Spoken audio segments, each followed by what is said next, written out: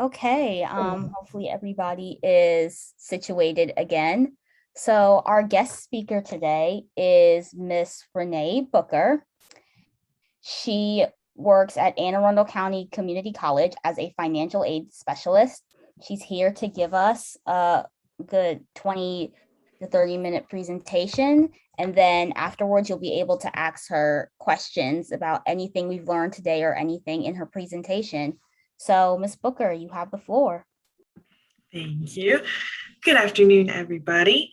Um, like she said, I am a financial aid specialist with AACC, and I'm here today to give you kind of the basics of financial aid, the different types of financial aid that are available to students, how you actually apply for those, what they actually mean, and how you actually keep them once you have them. So let me go ahead and share this real quick. Oh.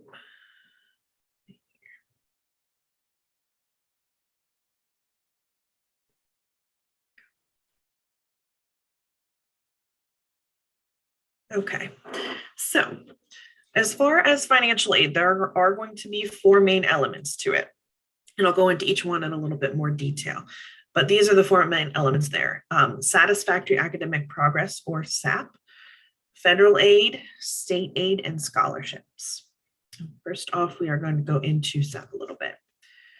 So because most types of financial aid are going to come from some sort of government entity, whether it's the federal government or whether it's the state government, they require that schools keep track of students' academic progress to make sure that they're meeting the requirements set by the government to get financial aid.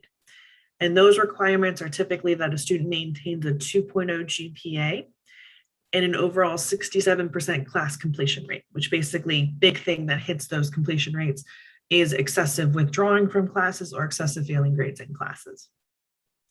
If the student drops below either one or both of these levels, they may be placed under a financial aid suspension, or they might get a warning saying that they are close to those levels. And if a student is under a financial aid suspension, they would typically have to do an appeal, depending on what school they go to, in order to get that financial aid status reinstated. So general rule, especially if you're using any kind of financial aid, whether it is federal aid, whether it's scholarships, any type of financial aid. If you're having issues in a class, if you are thinking that you need to withdraw, you're thinking you're not going to do well, check in with your school's financial aid office first before you do anything. Because if nothing else, we can take a look and see where you are currently with the rest of your classes, see where your levels are. We can kind of give you a heads up what might happen at the end of the semester. If you come to us afterwards, we can still definitely do that, but it's usually good to get a head start on it so we can at least tell you what it is that we're looking at. Okay, so second main element as far as financial aid is going to be federal aid. So this is financial aid basically that comes directly from the federal government. And students would apply for this using the FAFSA, which I will go over a little bit more detail in just a second. But generally, the students that can actually get any kind of federal financial aid, they do have to be either US citizens or permanent residents or eligible non-citizens, which is determined entirely by the FAFSA. Students do have to be either high school graduates or GED holders. And when they actually are in college, they have to be enrolled in an eligible degree or certificate program, which that is going to depend entirely on the college itself. Each college has its own set of possible degrees and certificates that for one reason or another are not eligible to receive financial aid. So definitely check in with your school's financial aid office to make sure that your program is eligible.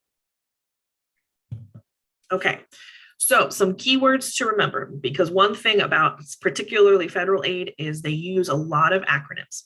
And so you are going to see these come up quite often in applying for financial aid. First one is going to be EFC. It's expected family contribution, which you might be a little bit familiar with at this point. Basically, when a student does the application for financial aid, they do that FAFSA.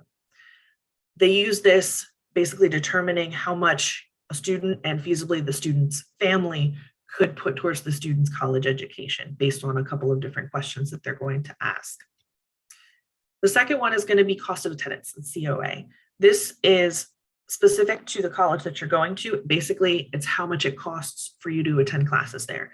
And that's tuition, that's fees, possibly room and board if it is a four-year university, transportation, things like that.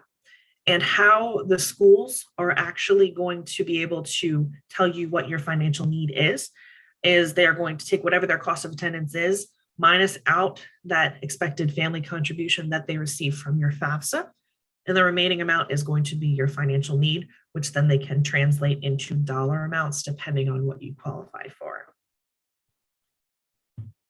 Okay, so filling out the FAFSA is going to be how you apply not only for federal aid, but it is also going to be how you apply for multiple different other types of financial aid as well.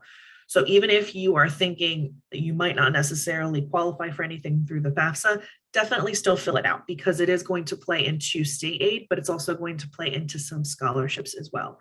So it's definitely worthwhile for students to fill out. It will open up every year on October 1st for the upcoming year. It is something that does have to be renewed every year that a student wants to get federal aid. So it opens up October 1st. It will stay open throughout that entire year. But different schools will have different deadlines as to when they want your FAFSA data in so they can determine your financial aid eligibility. So check in with your school, see what their deadline is, so that way you don't miss the opportunity to get financial aid for that year. And the big thing with actually doing the FAFSA itself, and I'll show you an example of this in just a second, when you actually go through the FAFSA, everything is done digitally. You want to make sure that you see a confirmation come up on the screen saying that that your FAFSA was successfully submitted before you log out of it. If you do that before it's confirmed and submitted, then it very well might be that your information is not sent through. You would have to log back in and send it again. So definitely make sure you get that confirmation first. And make sure that the website that you're on is a .gov website. You can either go to FAFSA.gov or studentaid.gov. They are going to be the same website, but they do have FAFSA.coms, they have FAFSA.nets, and they will let students fill out a FAFSA and they will submit it, but they will try to charge students to do the FAFSA. And you should never, ever, ever have to pay for doing a FAFSA. So make sure that it is on that .gov website.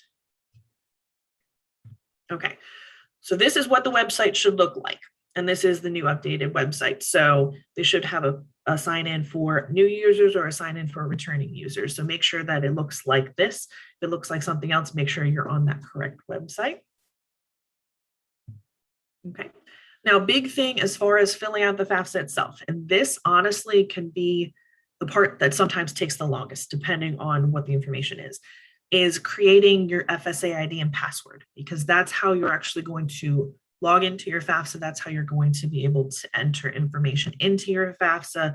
And that's how you're going to be able to digitally sign and submit your FAFSA. So first step, if you've never created an FSA ID and password before, is creating this password. Now, if you are marked as a dependent student, then it will ask for your parents' information as well. And in order for them to input it, they would need their own separate FSA ID and password as well. So they would need to go through this process as well if they haven't done so already. So make sure that you create that information. It's going to go through and confirm a lot of your information and send you confirmations. And then you should be able to actually access the FAFSA and put that information in. Now, once you are through the FAFSA, this is an example of the confirmation that should pop up on your screen. It should say, congratulations, your FAFSA has been successfully submitted, and you should receive a confirmation email within about 5 minutes from the time that you submitted as well. If you don't receive either one of those, log back into your FAFSA, make sure that it was successfully submitted. But if you do, then you should be good to go. It'll be sent to the schools that you indicate on that FAFSA digitally, usually within about 3 to 5 business days. And they'll reach out to you usually once they have it.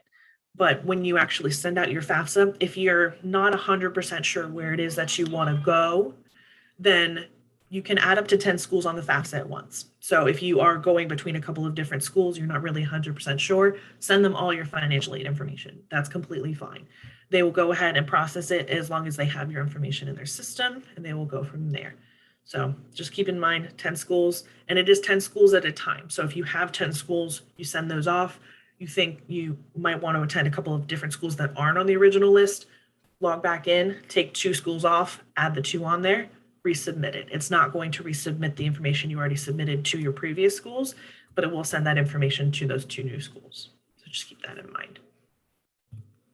Okay, So as far as what types of federal student aid you could be qualified for, there are a couple of different ones, but the main ones that you're probably going to look at are going to be what they consider need-based, merit-based, what they consider grants and loans.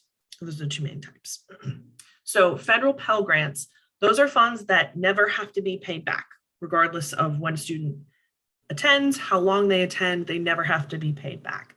And they are awarded typically on a sliding scale. So some students might be eligible for the full amount of the federal Pell Grant, some might be only eligible for partial Pell Grant funds, some might not be eligible at all. It will depend on the student's eligibility, but they're also dispersed out to students based on the number of classes that the student is actually enrolled in each semester.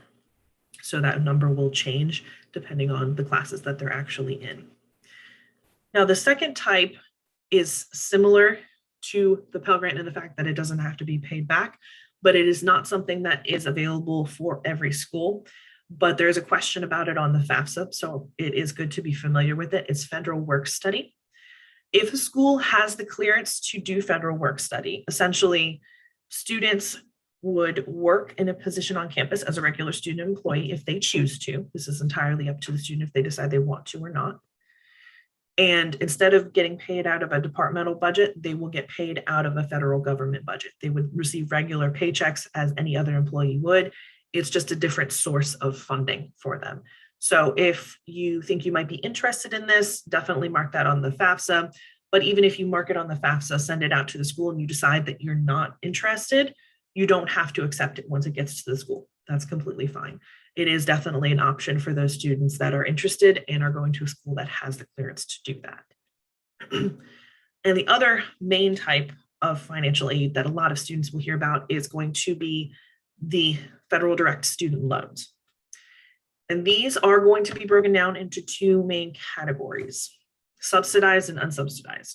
Each one is going to have different criteria, different charges associated with them, but they will all enter into the same repayment process. So generally with federal student loans, in order for a student to get any kind of federal student loan or to borrow any kind of federal student loan, they do need to be registered in at least 6 eligible credits under their degree program or their certificate program.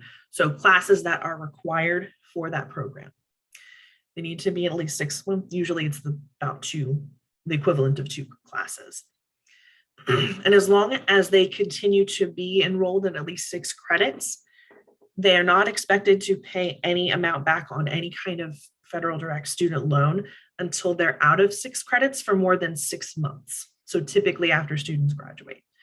So if you are going in the spring, you decide not to attend classes again until the fall, you'll be within that 6-month period. You're not going to enter in repayment. It is only at 6 months.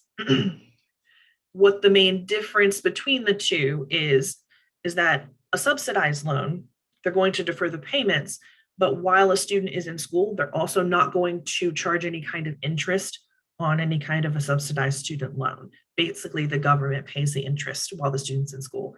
It doesn't start accruing interest until after that 6-month period passes. Now, with the unsubsidized loan, it is going to be the opposite. It starts accruing interest immediately once the student is actually dispersed out the loan funds. Now, they will defer that interest along with the payments, but usually what we would suggest to students, if they have the ability to do so while they're in school, if they take out any kind of portion of an unsubsidized loan, at least pay the interest accrual every month. Usually it ranges from about $10 to $20, depending on how much the loan is, because this will stop it basically from adding on top of that payment each month. And then once you enter into repayment, they are going to put interest on top of that interest. So if you can pay that interest every month, it is going to stop that interest from being placed at the end. It is going to save you a good bit of money when you actually enter into repayment. So just know that if you are doing an unsubsidized loan, that interest is coming through. If you have the ability to pay it, you can definitely go ahead and do so. Now, if you decide to borrow a loan, which is entirely up to you, the information is going to be sent to a loan servicer. There are multiple loan servicers that the federal government deals with, and they are going to reach out to you, letting you know that they have your loan and all the information there. And they are the one that you would actually contact as far as any kind of repayment or anything like that. Or if you want to make any payments in the meantime while you're still in school, you would contact them as well. You would also contact them regarding any kind of payment plans, anything like that, or any kind of refinancing options, because they are going to be the ones that house most of that for you. Now, with the direct student loans specifically, information is going to be sent out to the schools as to what students qualify for, and they could qualify for just subsidized loans, just unsubsidized loans, or a combination of both, depending on what their eligibility is. Most schools, when a student requests a loan, they are going to pull from a subsidized amount first, exhaust that amount until they actually touch an unsubsidized amount. Anything over that subsidized is going to pull from the unsubsidized then. But some schools will let students know that they're eligible for loans and how much, and it's entirely up to the student if they want to use them, and they would actually request those funds. And some schools are automatically going to disperse those funds out to students unless they tell them otherwise.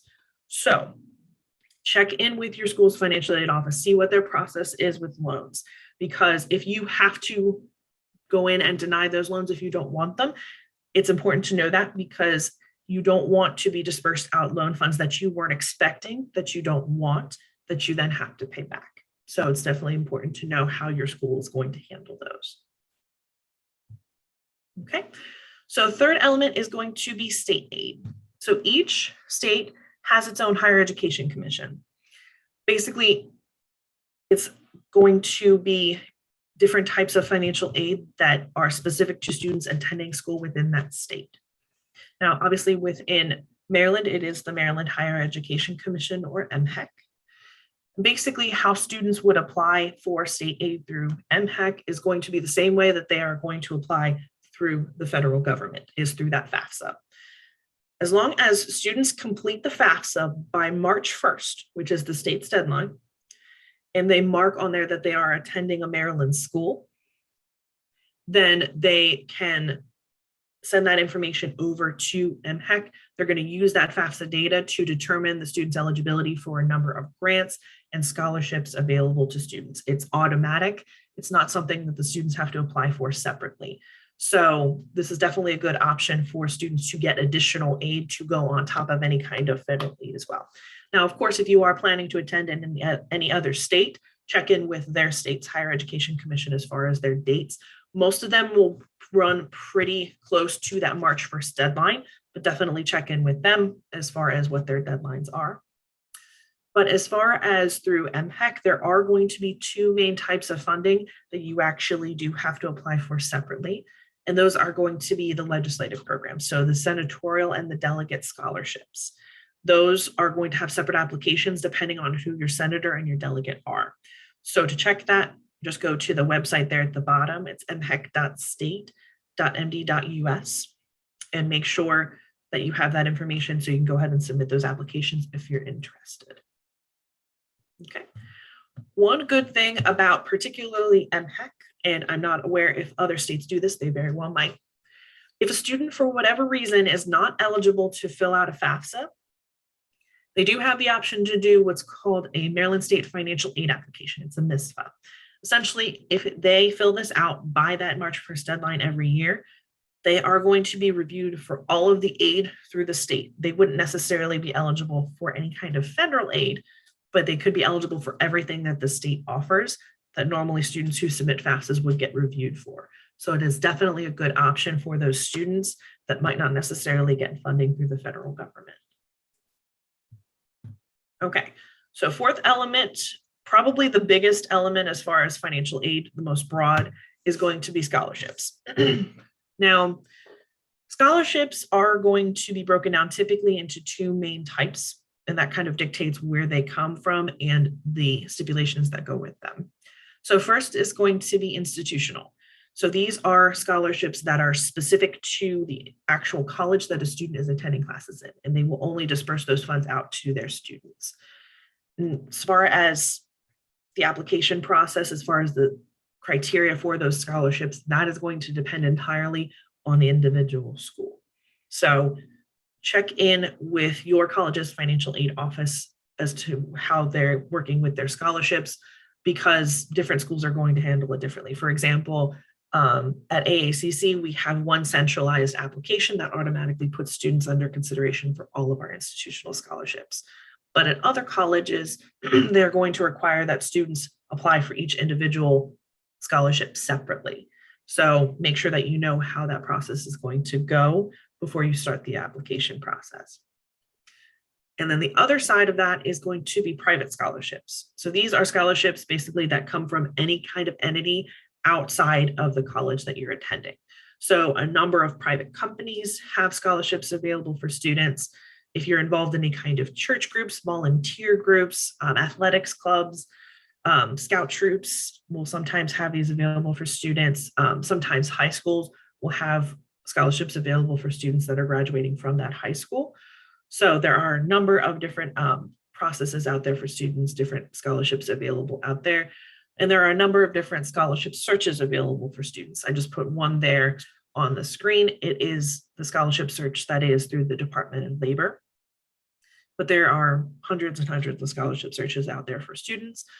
Of course, if you are currently in high school or if you still have contact with your high school counselors, they have a lot of good resources as well that can point you towards some really good scholarships. General rule with any type of scholarship, you shouldn't be asked to pay to either apply or search for scholarships. If you are asked to do any kind of a payment, I would look very closely at that scholarship or not apply for that and move on to a legitimate scholarship, because it does happen every couple of years where we get students that apply for scholarships that aren't legitimate, and it just causes a big mess. So if something feels off about a scholarship, just go with your gut on it, because there are plenty of other actual legitimate scholarships out there for you. So if something feels off, just go with that and then don't worry about it. Okay, so we are going to have plenty of time for questions today, but if you do think of anything past today, if you want to follow up, whatever the case may be, you are more than welcome to reach out to us. Our contact information is there on the top, or if you would like to reach out to me directly, that's completely fine as well. My information is there at the bottom. Generally, with financial aid, I work in financial aid, and I will be the first one to tell you that it can be an involved process. It has a lot of facets that can go into it. It has a lot of different sources as funding and everything like that. So if you have questions, please ask us, because we are definitely here to help. Even if you're not planning on attending AACC, even if you're not planning on attending a college within the state of Maryland, please ask us. We are more than happy to help. We're happy to answer any questions that we have, up to the point where you might need to check with that individual school, but definitely check in with us. Okay, thank you so much, Ms. Booker. So we're now going to move on to the question and answer session. Keep in mind that this session is being recorded. So unless you are okay with having your voice or video recorded, you can put your questions in the chat. You can private message either me or Arusa with any questions, or just put it in the open chat. So yeah, let's begin. I already see a couple of questions in the chat. So one of these questions, it relates to EFC. It essentially asks, what happens when the EFC is too high? Like you look at that EFC and it doesn't seem like something that your family will be able to contribute. Is there any way to appeal that amount? It depends. So if a student, say, because FAFSAs are going to ask for income and tax information from 2 years prior. So for example, for the current academic year upcoming for the fall semester, it's going to ask for income from 2019. And it very well might be that the student situation or the parent situation has changed substantially from 2019 until when they're attending classes. And if that's the case, if there has been any change or anything like that in that amount of time, you can do something called a special circumstances appeal. Basically, contact your school's financial aid office, let them know what that change is. They might ask you for a couple of different documentation or things like that, but they can take that information and take another look at your financial aid to see if that's going to change your eligibility for that year, because we understand that 2 years is a long time and a lot of things can change in between there. So it's definitely an option for students if they want us to take another look at it. Okay. Another question in the chat pertains to MHEC. Do the MHEC scholarships and grants also apply for graduate school, or is it just for undergrad? At this point, I know that a good majority of them are going to be undergraduate degrees. I don't know if they will change that because I know that they have been shifting quite a bit of things with the state as of late. But as of right now, I believe it is mainly just undergraduate. Okay. Does anybody else have any questions?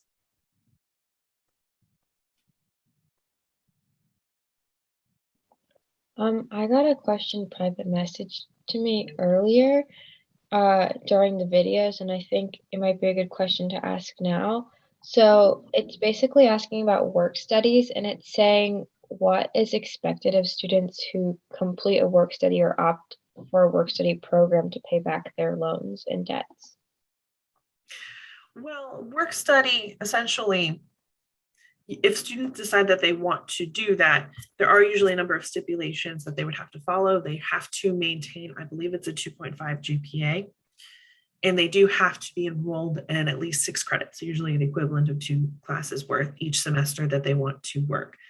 Now, as long as they maintain those general rules, and as long as the department that they're actually working in has the funding or has the ability to keep them on staff, then they can continue working basically without any stops until then.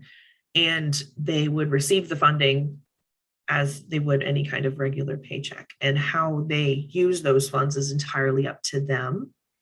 If they decide they want to use that to pay back any kind of loan amount, or if they want to use that to put it back towards any kind of tuition or anything like that, they can definitely do it. Or some students will use it towards living expenses, transportation expenses, things like that. Just because it's funds that come from the federal government doesn't mean they have to be spent any particular way, but that's entirely up to the student.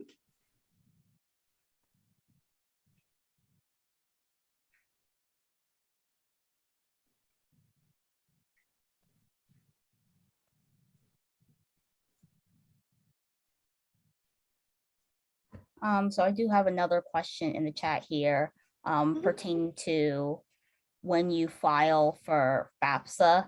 So they said that they hear a lot about needing to apply like ASAP, like as soon as October 1st hits. They've heard stories about people waiting at midnight to fill out the FAFSA. So what would you say, like how important is it to fill it in as close to when the FAFSA opens versus just trying to get it in before your school's deadline? Sure. Typically, the main thing that a lot of students are going to fight with FAFSA deadlines is going to be either the deadline for the state or the deadline that the school is actually placed on there. Now, there isn't really going to be anything that's going to hurt the student if they decide not to apply until, a month or so before their school's deadline. There's not anything that's going to hurt them.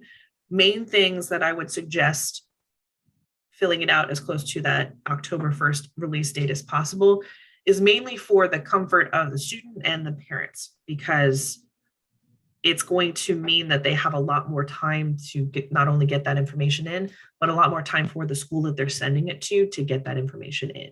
So well before any kind of deadlines would come, well before any kind of classes would start, they would be aware of what type of financial aid that they qualify for, instead of having to go into classes guessing how much they qualify for. So it's more a thing of ease and to leave some time if some issues come up, or if the school has questions, or if they need additional information, more time for them to get that into the system. So it's more a thing of ease, not necessarily anything that's going to negatively impact them.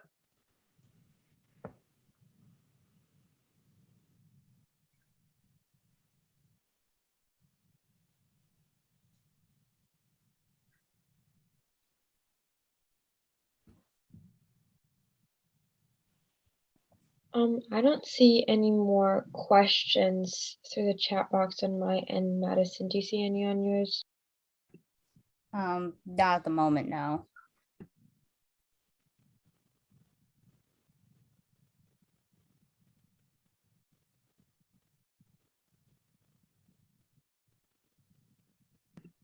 Does anyone else have any questions?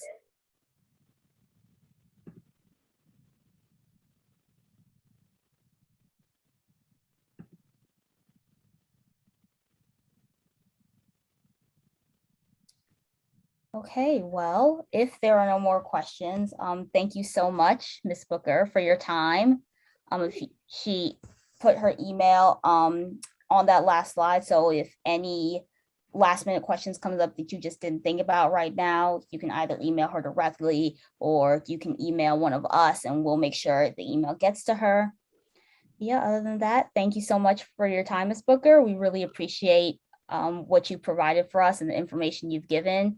And we're going to go ahead and move on to our next activity. No problem. Thank you.